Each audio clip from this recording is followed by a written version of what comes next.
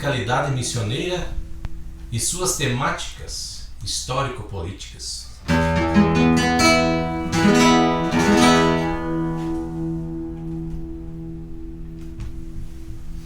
Nessa edição do projeto, iremos conversar um pouco sobre musicalidade missioneira e seus principais representantes. Tentaremos, baseado nas pesquisas realizadas por nós, definir o termo acerca do que vem a ser tal musicalidade.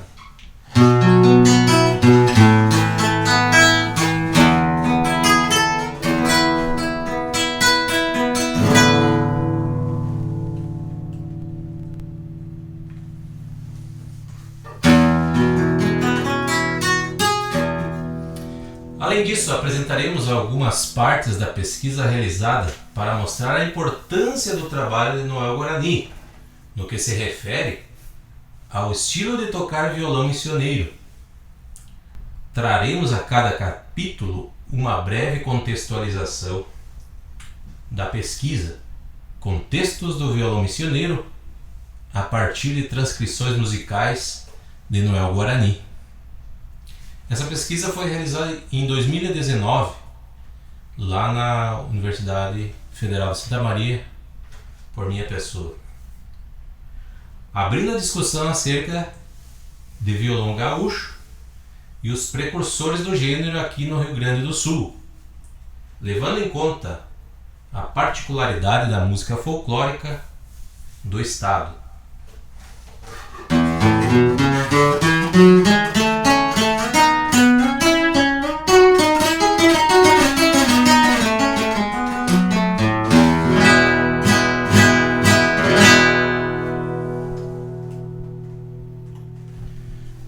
O programa terá vários momentos artísticos, também com apresentações musicais e vídeos acerca das músicas apresentadas na pesquisa referida, que se transformou em um projeto de pesquisa.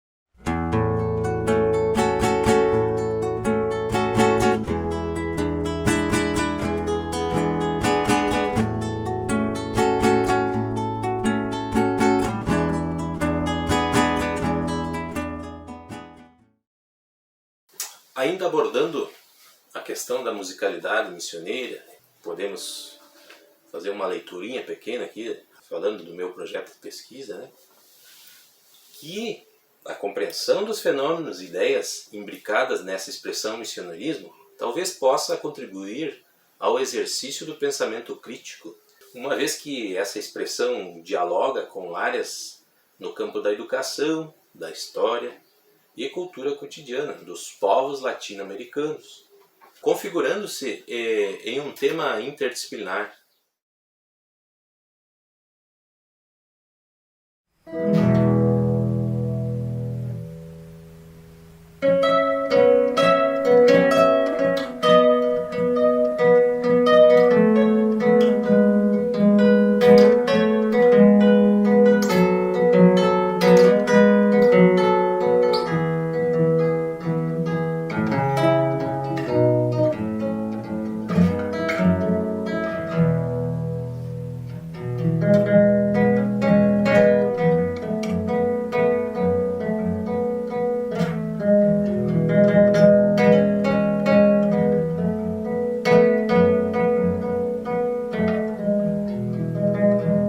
Houve épocas que eu tinha mais hora de voo do que uma aeromoça viajando pela arte missioneira.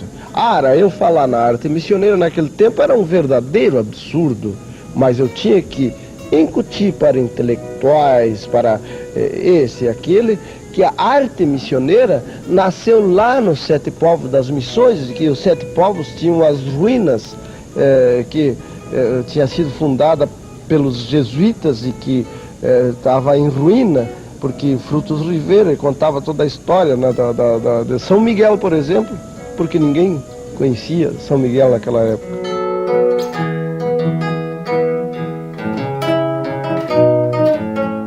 canto opinando era uma maneira dele manifestar uma ideia que ele queria transformar. Sua música foi a recriação de um passado específico que se tornou referência para um gaúcho também específico, o missioneiro.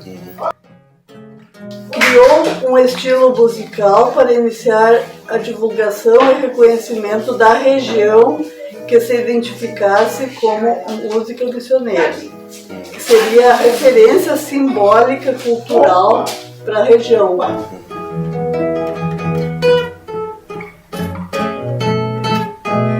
Hoje nós temos, por exemplo, o Silvio Bach, que produziu a República dos Guaranis. Temos já é patrimônio mundial, e uma porção de outras coisas que, quando eu comecei a falar, era um verdadeiro absurdo falar em missões fora do Rio Grande do Sul. Tudo muito bem idealizado. O plano dos jesuítas era uma maravilha.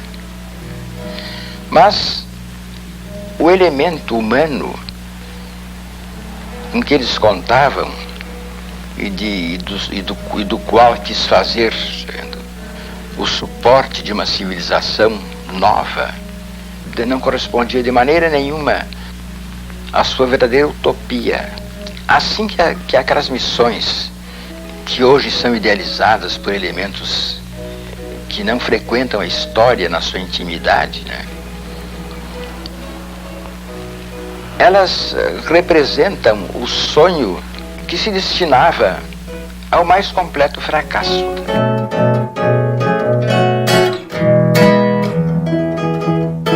Aí vem as palavras de Pommer, né? Pommer, que é a escritora do livro Missionarismo. Ela nos ajuda a compreender que a autenticidade das ações para a arquitetura de um estilo missioneiro de ser pode ser medida pelos atos da população em geral. A identidade se consolida por um sentimento de pertencimento, chamado por hall de sutura à história, expressa no reconhecimento de um passado comum, narrado através da música. Olha só, narrado através da música, dos monumentos, das festas, entre outras formas. Isso é o que garante a coesão social. E aí a lógica então do ensino é o ensino no campo da musicalidade é uma espécie que eu tenho chamado de uma janela para o mundo, uma janela a partir da qual as novas gerações podem perceber a riqueza que é a cultura humana expressa nessa forma de manifestação que é a música, né? Nós temos aqui na nossa região, né, uma expressão forte disso, por exemplo, que é a musicalidade missioneira, a qual se produz a partir dessas inter-relações, essa interculturalidade, né, e que expressa então o potencial de diferentes culturas. Então não cabe nós pensarmos um provincianismo afastado das expressões culturais diversas, né, que compõem a nossa, quando a gente fala a nossa cultura, no sentido que ela já é uma fusão de várias tendências, de várias perspectivas, né? Então cada cultura na verdade é multicultural, né? Então isso é importante a gente ter destacado. O que eu tenho são leituras sobre a experiência histórica missioneira que talvez me ajudem a ter fazer uma leitura mais ampliada desse movimento. E pensando nisso, eu acabei refletindo sobre a existência de o que a gente poderia chamar de 3 ciclos de música missioneira. Um primeiro, que está ligado à origem, né, à raiz, que é esse movimento de unificação entre a cultura luso-portuguesa, luso-espanhola, enfim, a chegada dos colonizadores portugueses e espanhóis, e a mistura, né, a fusão desse barroco europeu com a cultura indígena, com as experiências guaranis no seio da missão. Então ali nós temos essa amálgama inicial que vai criar um novo estilo, não só musical, mas arquitetônico, linguístico, literário, que é o barroco missioneiro. O exemplo do que a gente vai ter nas Minas Gerais, o barroco das Minas, é o barroco mineiro, nós vamos ter também um estilo cultural muito complexo, que é o estilo barroco missioneiro, que também envolve a música, né? Que também envolve a musicalidade. Então eu acho que esse é o primeiro movimento, né? Esse movimento de surgimento, né? De criação, a gênese do que a gente poderia chamar de música missioneira, que é essencialmente sacra. Esse primeiro movimento ele trata especificamente de temas ligados ao cristianismo, né, a experiência que os guaranis também tinham com o processo da conversão, essa mudança cultural, esse processo de aculturação ele aparece muito também. Então esse é o primeiro movimento. Aí, óbvio, as missões terminam de forma abrupta, violenta, né? Esse espaço todo vai ficar abandonado durante um tempo, né? E ele só vai ser retomado dentro do processo de urbanização já na virada do século XIX, mais ou menos, quando chegam então as novas levas de imigrantes que vão reorganizar esse território. Claro que é uma questão de herança cultural, não é que não é uma apropriação mecânica do passado, né? Mas é uma reelaboração, né, sobre, não é, o que representou as missões jesuíticas aqui nessa região da América Latina, os 7 povos das missões, né, à esquerda do Uruguai, e mais, não é, são 30, né? Então para lá tinha 23, né, missões, umas no sul do Paraguai e outras no norte da Argentina.